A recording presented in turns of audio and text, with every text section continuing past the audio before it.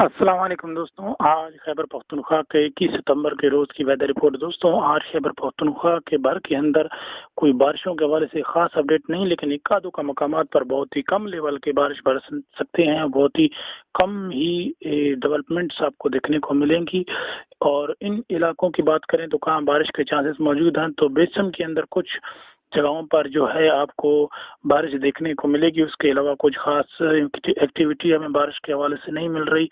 अगर हम सारा दिन बादल रहने की और सूरज और बादलों के दरमियान आँख मचोली की बात करें तो पेशावर, सादा, बन्नू, जंद और मियाँ मुलाज़ई, वाना की बात करें और उसके अलावा चित्राल की बात करें तो यहाँ पर जो है आपको सारा दिन बादल रहने के देखने को मिलेंगे। दरोश, तीर, कालाम और मैदान के इन इलाकों में आज थोड़े बहुत बादल और बारिश के इम्कानात, क्रिब के भी अंदर बादल और बारिश के इम्कानात हमको बहुत ही कम हद तक देखने को मिल रहे हैं।